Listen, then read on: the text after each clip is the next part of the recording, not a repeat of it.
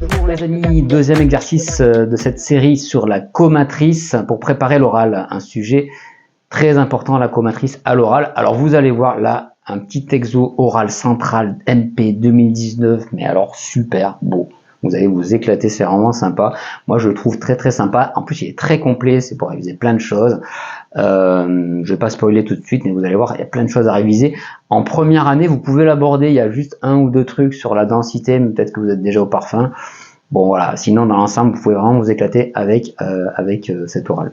Alors, on va regarder tout de suite l'énoncé, mais d'abord, n'oubliez pas de vous abonner. Comment ça, vous n'êtes pas encore abonné? Voilà, abonnez-vous et n'hésitez pas à mettre un pouce bleu si vous avez bien aimé et également des petits commentaires pour savoir ce que vous voulez que je fasse d'autre et savoir si vous avez des méthodes alternatives. Je suis très curieux là-dessus.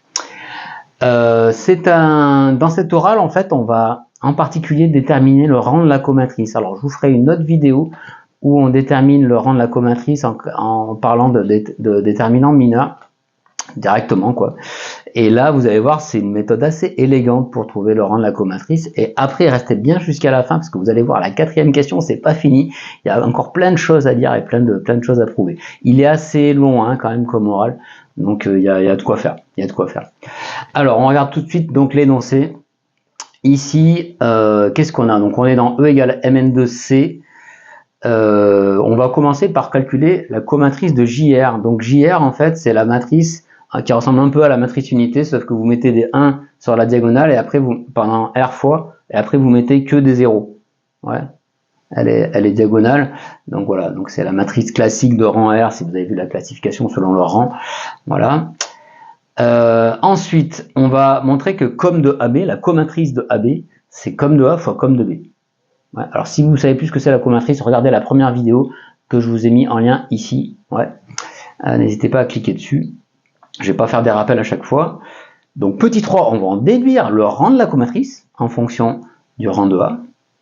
Et petit 4, assez intéressant aussi, on va s'intéresser à savoir quelles sont les matrices qui sont des comatrices.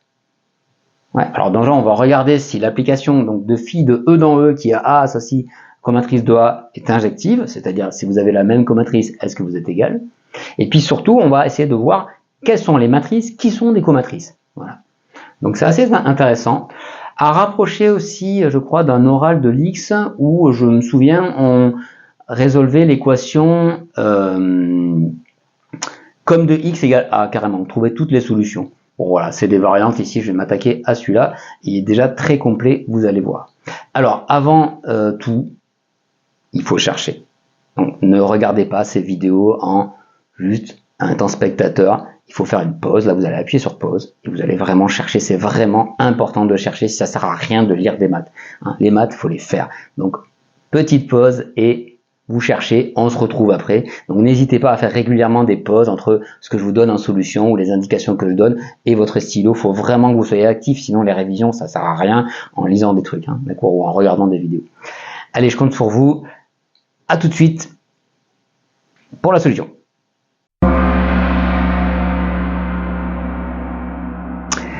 Allez, on commence avec la solution pour le petit 1. On va calculer la comatrice de JR. Alors JR, donc... alors on va déjà écarter le rang R égale N. Ouais. Si R égale N, JR c'est JN. Ouais. C'est IN, pardon. Et on peut calculer directement la comatrice parce qu'elle est inversible du coup. Ouais, alors je vous rappelle le théorème de la comatrice dont on va se servir vraiment très souvent ici, qui nous dit que la transposée de la comatrice de A fois A, c'est det de A fois IN, et ça c'est aussi égal à A fois la transposée de la comatrice de A. Ouais. Voilà. Et donc vous voyez que si A est inversible, vous avez rapidement comatrice de A. Qu'est-ce que vous avez? Que A-1 c'est est égal à 1 sur det de A fois la transposée de la comatrice. Ouais. Et donc si vous prenez la transposée Donc, la comatrice de A, donc la comatrice de A, enfin la transposée de la comatrice de A, c'est égal à det de A fois A moins 1. Et donc, quand vous retransposez, vous obtenez que c'est... Voilà, vous avez une formule pour la comatrice en fonction de l'inverse. Ouais. Donc ici, en particulier, avec A égale IN, qu'est-ce que vous obtenez? Donc, comatrice de IN, c'est égal, alors det de IN, ça fait 1, et A-1, bah, ça fait IN, donc ça fait IN. D'accord? Donc ici, bon, K égale, R égale N, assez trivial. On passe aux autres cas maintenant. Alors, qu'est-ce qu'on a? Il faut regarder un petit peu les choses. Ici, on a un cas, on va supposer, second cas, on va supposer que R est inférieur ou égal à N-2. Ouais, donc ça veut dire que N est supérieur à 3 en particulier. Alors, regardons un petit peu de plus près cette matrice JR. La matrice JR, donc on a dit il n'y a que des 1, d'accord? Et après, il n'y a que des 0. D'accord? Donc là, vous avez la matrice IR. Et là, après, il n'y a que des 0. Alors, comme j'ai supposé que R est inférieur à N-2, là, je vais avoir au moins 2 colonnes nulles. Ouais, ici, là. Donc, on va à des colonnes. Et j'ai au moins 2 colonnes nulles. Ici. OK. Donc là, j'ai que des 0. Bon. Alors, il faut calculer les cofacteurs. C'est ça, la matrice, c'est la comatrice, c'est la matrice des cofacteurs. Et vous voyez, alors, dès que vous prenez un terme, un cofacteur qui correspond à cet endroit-là, là, quand vous barrez une ligne et une colonne, vous allez avoir forcément une ringuette, une colonne de 0. Ouais. Donc tous les cofacteurs qui sont là, ils sont nuls. Après, si vous prenez ici un cofacteur, ici, dans ce carré-là, ouais. Quand vous barrez une ligne et une colonne, bah, il vous reste aussi une colonne de 0 ici. Ouais, parce que bah, tout simplement, il y avait 2 colonnes ici. Ouais, parce que ce rang est inférieur à N-2. Donc là, ces cofacteurs-là aussi, ils sont nuls. D'accord? Et si vous prenez ici un cofacteur dans ce carré-là, eh bien, en borrant la ligne à la colonne, il vous reste une colonne au-dessus qui est nulle. Ouais. Donc dans ce cas-là, ben, comme de JR, ça fait 0. La comatrice, elle est nulle carrément. Bon. D'accord? Il reste un dernier cas où il me manquera une colonne. Donc c'est quand le cas, pardon, R égale à N-1. Donc ici, JR, ça fait quoi? Alors, ben, ça va faire 1. Là, il y a une ligne de 0, une ligne de 0. Et là, il y a... non, pardon. Ici, ça fait 1. Et là, il y a un 1, 0 tout seul. D'accord? Alors, comme tout à l'heure, si vous prenez un cofacteur ici qui est dans ce carré-là, ça va faire 0 parce que vous aurez votre colonne de 0. Si vous prenez un cofacteur qui est dans cet endroit-là, ouais, là, c'est pareil, vous aurez une ligne de 0. Donc, ça fait encore 0 le déterminant. Donc, il vous reste un seul coefficient, cofacteur qui est peut-être non nul, c'est celui-là. Alors, qu'est-ce qui se passe quand je fais ça et ça? Ben, ici, alors sur la diagonale, vous savez qu'il n'y a que des 1 hein, quand vous magnétisez votre matrice. Donc, il vous restera le déterminant de ça. Donc, celui-là, son cofacteur, ça fait 1. Donc, la comatrice de Jn-1, eh ben, c'est la matrice où il n'y a que des 0. Sauf, en bas à droite, il y a un 1. D'accord? Voilà. Donc, on a fait à peu près tous les cas ici. On a fait tous les cas. Et cette matrice, on va peut-être lui donner un nom, parce que vous allez voir, en fait, on va revenir un petit peu vers la fin. Hein. On va l'appeler K, par exemple. Voilà. Donc, on va regarder ça en tête. Donc, en fait, si R égale N, la comatrice de IN, c'est IN. Si R égale N-1, la comatrice de JN, moins 1, donc ça fait ben, K, la matrice qui est là. Ouais. Et en fait, enfin, si JR est inférieur à N-2, la comatrice de JR, elle est carrément nulle. Ça marche? Voilà pour la première question élémentaire. Allez, on passe à la question 2.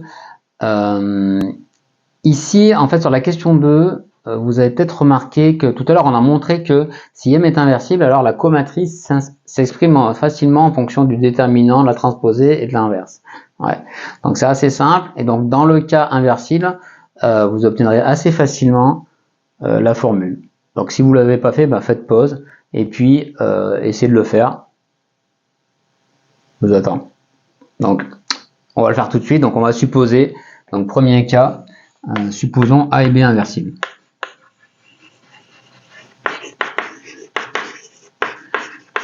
Ouais. Alors, évidemment, bah, du coup, AB, A fois B est inversible. AB est inversible. Donc je vais appliquer la petite formule que je viens d'écrire à AB. Tac, ouais, ici là, ça je vais appeler ça point par exemple. Ouais. Alors ça fait quoi? Donc comme de AB, ça fait det de AB. Donc det de AB c'est det de A, det de B, puisque le déterminant c'est multiplicatif. Et puis après tu as transposé de AB le tout moins 1. Alors ça fait det de A, det de B fois, donc là vous avez transposé de B, transposé de A, le tout moins 1.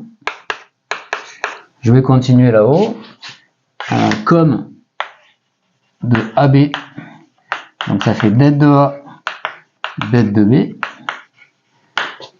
fois, alors après l'inverse, donc je vous rappelle qu'il faut inverser, quand vous prenez l'inverse, il faut changer l'ordre, donc ça fait T de A, le tout moins 1, fois T de B, le tout moins 1. D'accord?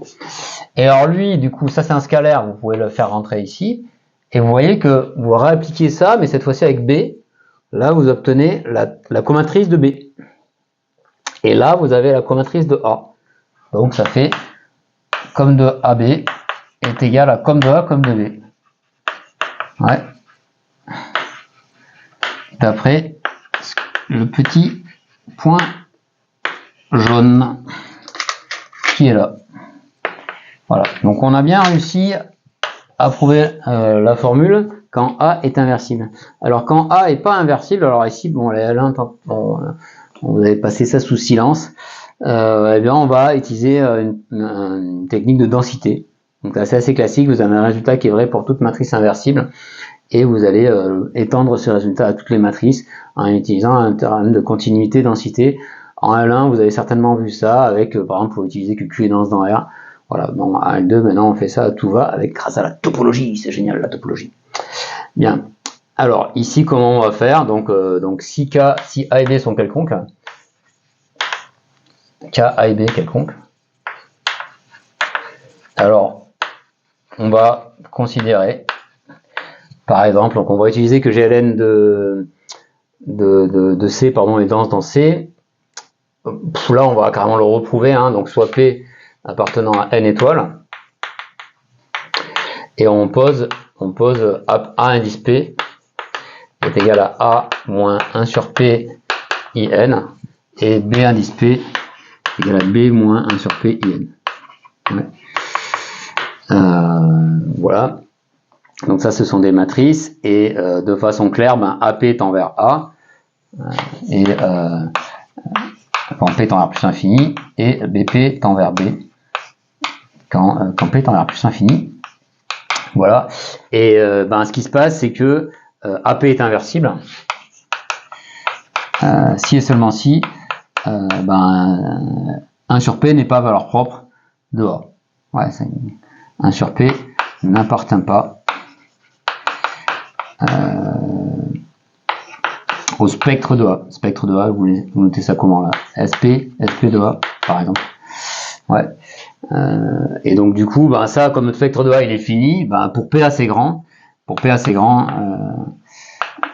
eh bien, AP est inversible.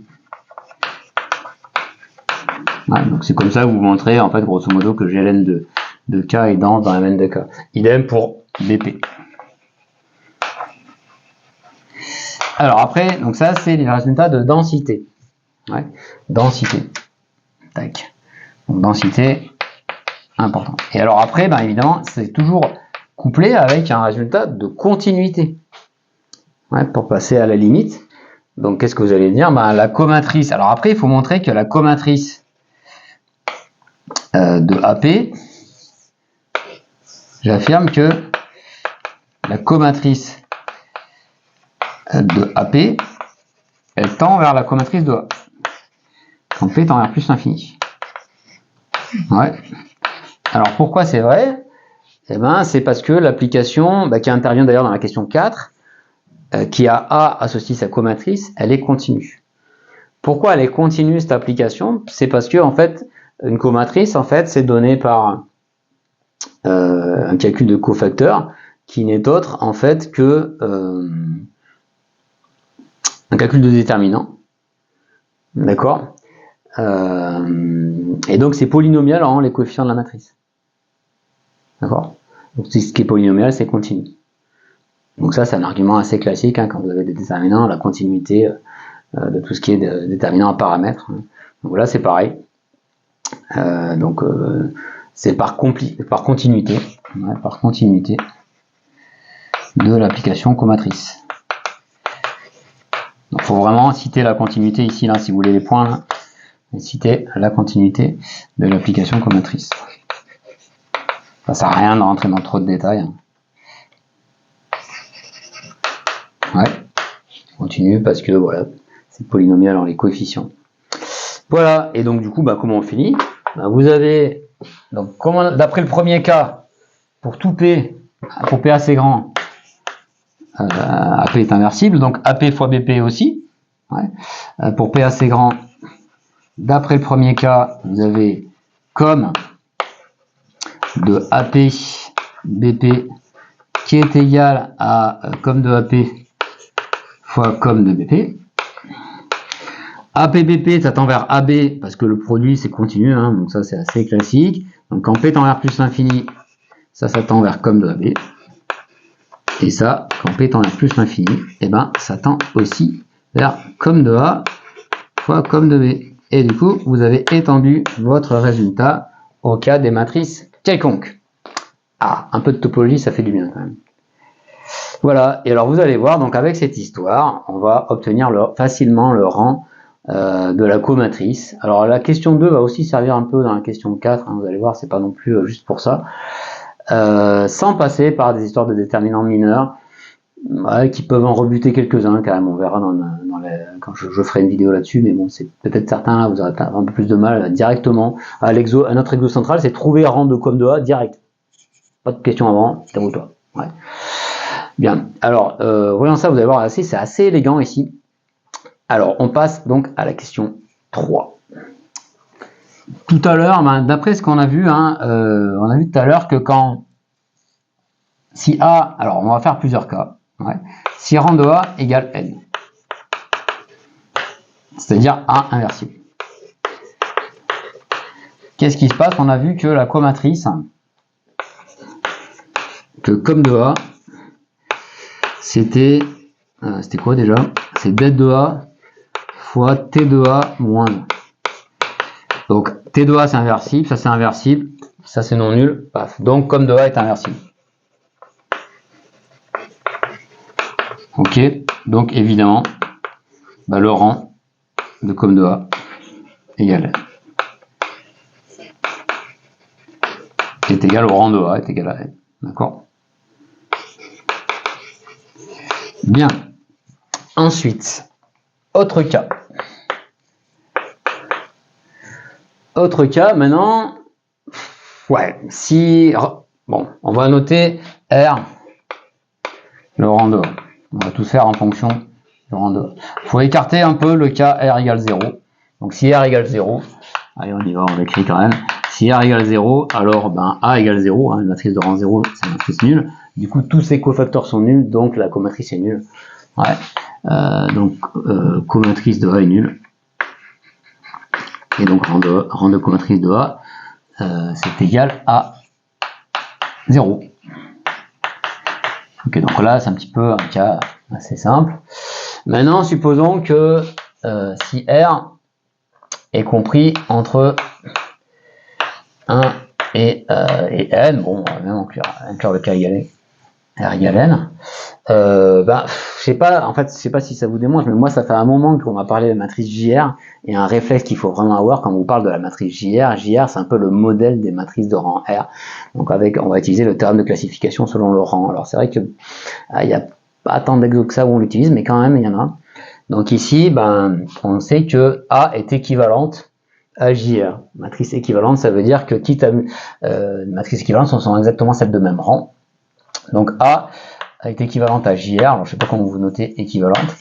C'est pas semblable. Hein. Mais d'où PQ dans GLN de C tel que A c'est P JRQ.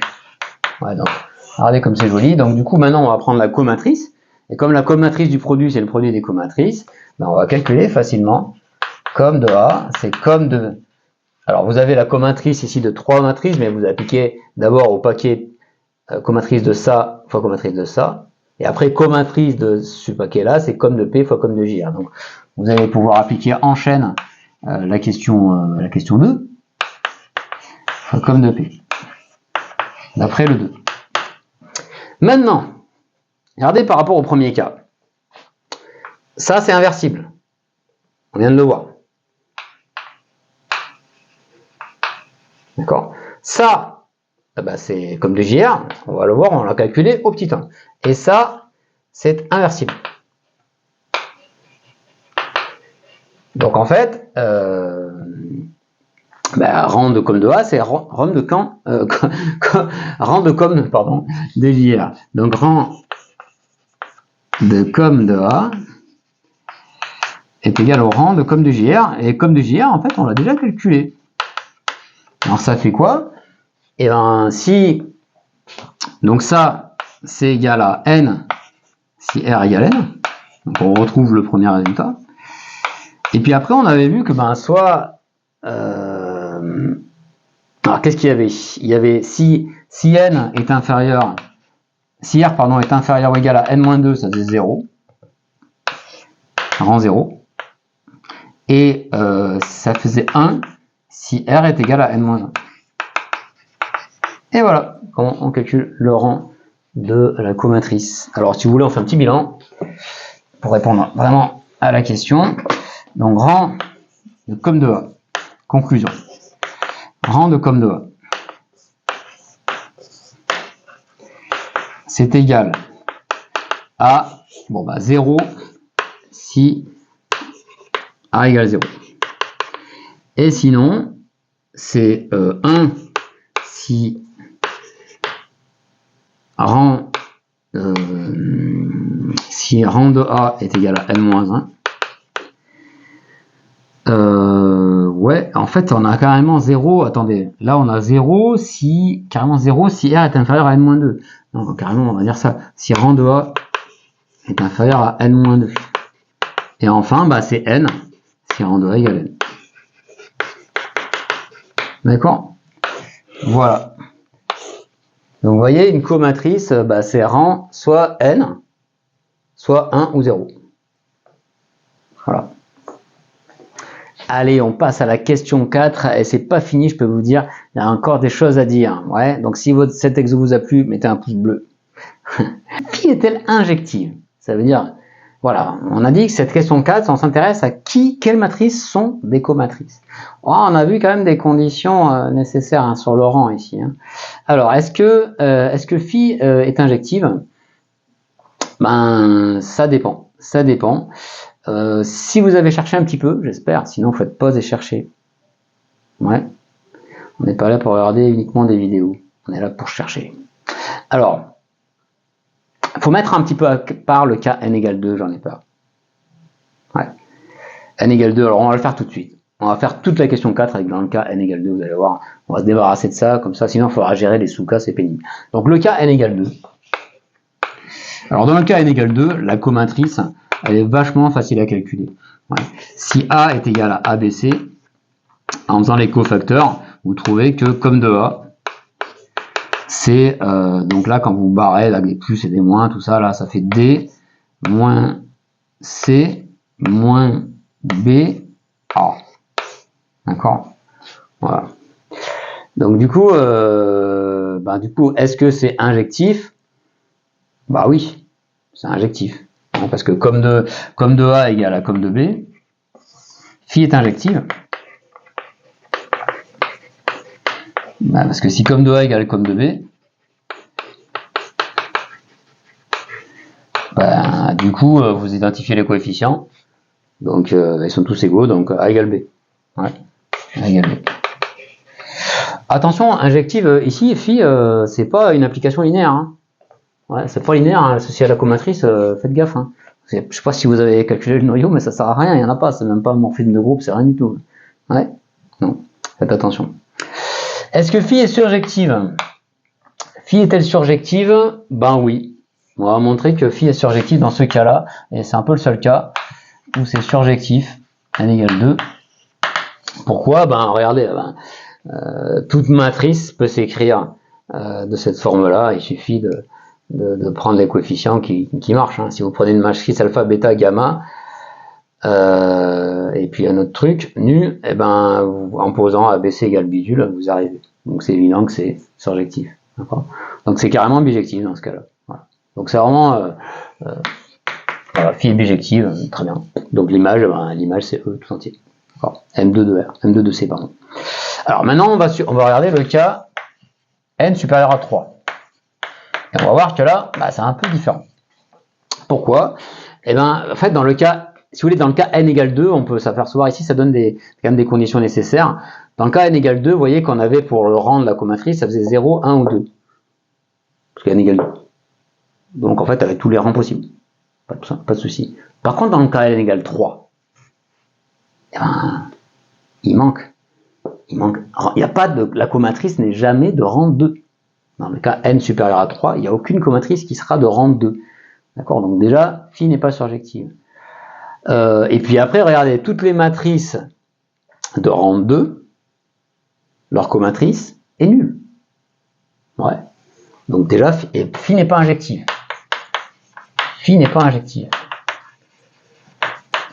En effet, toutes les matrices de rang 2 ont la même comatrice.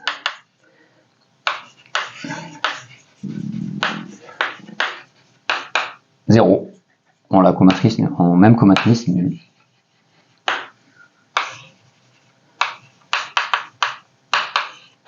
D'accord? Donc, c'est pas injectif. Donc, est-ce que c'est surjectif? Pareil, parce que, alors si, phi n'est pas surjectif parce que on a vu que les matrices de rang 2 ne sont pas des comatrices, puisque le rang c'est 0, 1 ou n, qui est supérieur à 3. Ouais. Rang de A égale 2. Aucune matrice de rang 2 n'est surjective. Aucune matrice de rang 2 n'est une comatrice. Donc là, j'utilise à fond la réponse, le 3, hein, d'accord? J'ai pas mis à chaque fois, mais il faut l'écrire, est une comatrice. Selon le 3. Bon, alors du coup, on va aller un petit peu plus loin, et on va se poser la question, mais qui est une comatrice ici? Ouais, nom de Dieu. Alors, allons voir ça. La question, voilà, donc, est-ce que les matrices de rang n sont des comatrices? Est-ce que les matrices de rang 1 sont des comatrices? Est-ce que les matrices de rang 0 sont des comatrices? Alors, la matrice nulle est une comatrice. Bon, donc déjà, on va l'écarter, ça. Donc, ici, on cherche image de phi. Ouais. Alors, donc, on va voir que image de phi, c'est justement toutes ces matrices-là, des matrices de rang 0, 1 ou n. Ouais. Alors, première chose, si A égale 0, alors A égale comme de A. Parce que, voilà, la comatrice nulle de la matrice nulle, c'est 0. Donc c'est bon, celle-là, elle est dans l'image. A appartient à l'image de phi. Donc 0 appartient à l'image de phi. Ensuite, on va commencer par montrer que toutes les matrices inversibles sont des comatrices dans GN de C. Ouais. Alors si vous ne l'avez pas fait, faites pause et essayez de chercher pourquoi. Ouais. Allez, on reprend avec donc, le cas, donc on se donne A inversible, on va montrer que c'est une comatrice. Alors, on va repartir de le fait que si M est inversible,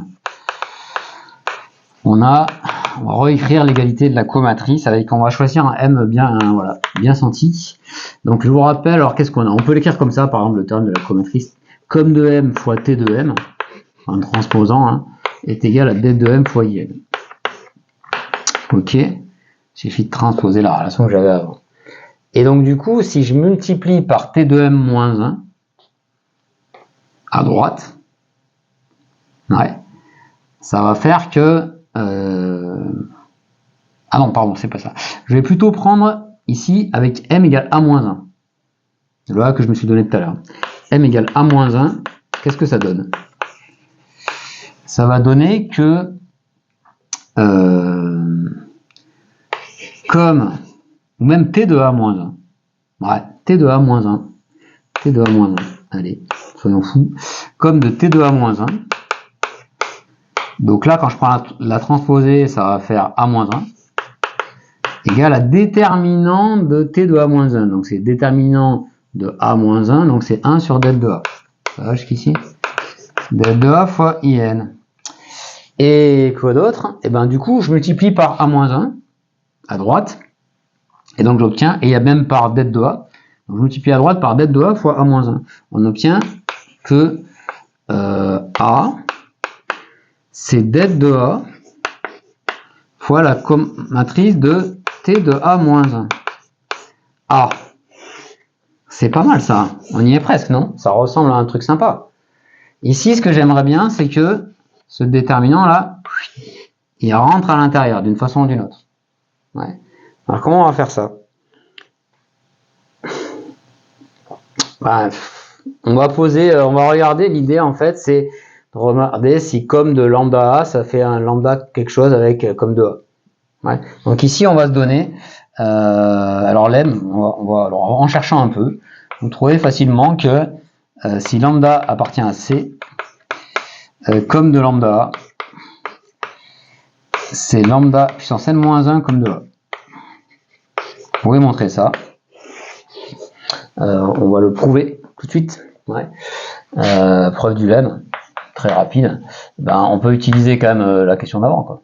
Ouais. La question, qu'est-ce que c'était comme question? La question 2. Ouais. Donc comme de lambda A, c'est comme de lambda in fois A. Ouais, donc ça fait comme de lambda in fois comme de A. D'accord? Il n'y a plus qu'à calculer comme de lambda in. Mais comme de lambda in, comme lambda, alors si lambda est non nul, bon, si lambda est nul, c'est évident. Ouais, on suppose, si lambda est nul, ben, ça fait comme de 0, donc ça fait 0. Donc si lambda est nul et non nul, ouais, celle-là est inversible, lambda in est inversible. Et donc on a la formule de tout à l'heure, c'était quoi? Comme d'une matrice inversible, c'était le déterminant de la matrice, c'est ça. Donc ça fait det de lambda in fois, qu'est-ce qu'on avait trouvé, la transposée de l'inverse, c'est ça? Transposée de l'inverse.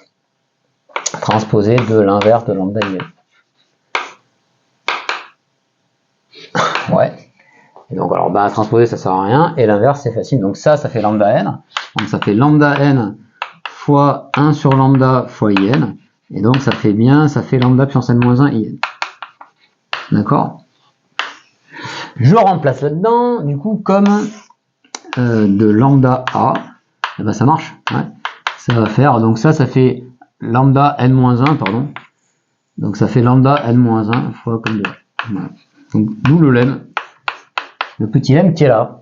Ouais. Et donc ce petit lemme, en le lisant à l'envers, vous voyez qu'on peut faire rentrer un scalaire à l'intérieur. Alors pourvu que ce scalaire s'écrive puissance n-1. Donc là, ça tombe bien, on est dans C. Donc ici, qu'est-ce qu'on va dire? Donc si A est inversible, je reviens un petit peu, je rappelle les choses. Si A est inversible, eh bien, on a soit lambda appartenant à C, tel que det de A, c'est égal à lambda puissance n-1. Alors pourquoi je peux trouver un lambda qui vérifie ça? C'est que dans C, l'équation z puissance n égale alpha, n-1 égale alpha, dans C, a toujours une solution. Ouais. Ce qui n'est pas forcément le cas dans R, hein, d'ailleurs, mais ouais, parce que R réel, si R est positif et négatif, pardon, ça va être embêtant en fonction de n, si n est impair. Mais là, dans C, il n'y a pas de souci. Donc ça, c'est le programme de sup. Ouais. Admet toujours une solution. Ouais, donc ça, c'est l'équation z puissance n égale alpha. Donc ça, c'est toujours possible. Et donc du coup, ben, qu'est-ce que vous pouvez écrire? Vous repartez de là. Donc A, eh ben, c'est égal à... Donc ce fameux lambda, c'est lambda puissance n moins 1 fois det de T2 à moins 1. Et puis, eh ben, il suffit de le rentrer maintenant grâce au lemme. Le lemme, il dit que ça va faire comme de lambda. Donc A est égal à... pardon, c'est pas det, c'est comme... Oh là là. C'est comme de lambda T2 à moins 1. Moralité, qu'est-ce qu'on vient de prouver? On vient de prouver que toute matrice inversible est une comatrice. Dans Gn, dans Mn de C. D'accord? Voilà ce qu'on a prouvé. Ok, alors on va revenir un petit peu au dernier cas. Donc on a vu toute comatrice est de rang 0, 1 ou n. Celles de rang 0 ou n sont également, les matrices de rang 0 ou n sont également des comatrices. Est-ce que les matrices de rang 1 sont des comatrices? Eh bien, on va voir que c'est le cas. Ouais. Et pour ça, alors ben, réfléchissez un petit peu. L'idée, c'est des matrices de rang 1, utiliser encore une fois la notion de matrice équivalente. Ouais. Allez, c'est parti. Donc, supposons que rang de A est égal à 1. Donc là, on va utiliser aussi la classification selon le rang. Toutes les matrices de rang 1 sont équivalentes. Et nous, on a vu une matrice particulière de rang 1. Donc selon 1, je ne sais pas si vous vous rappelez, K rang de Jn-1 est égal à K. C'est la matrice c'est la matrice qui a que des zéros sauf en bas à droite. Et ça, on va l'appeler K. On va le noter K. D'accord? Et alors elle est de rang 1. Rang de A égale 1. Rang de K, pardon, égale 1. Donc du coup, bah, elle est équivalente. Elles sont équivalentes tous les deux. Ouais.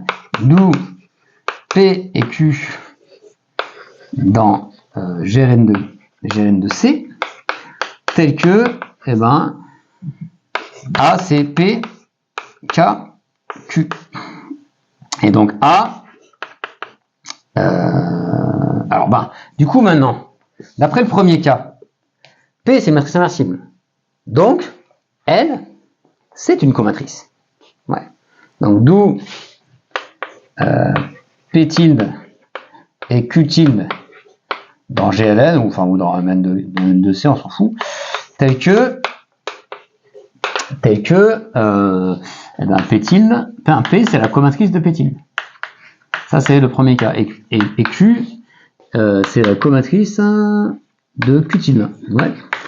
Et enfin K, c'est la comatrice de Jn-1. Du coup, ça nous fait quoi? Eh bien, A, c'est la comatrice de P tilde fois la comatrice de Jn-1 fois la comatrice de Q tilde. Et on va utiliser la question 2. Le produit des comatrices, c'est la comatrice des produits. Donc, ça fait comatrice de P tilde Jn-1 Q tilde selon le 2. Voilà, donc les matrices de rang 1 sont aussi des comatrices. Donc on peut conclure. Et ben du coup, l'image de phi.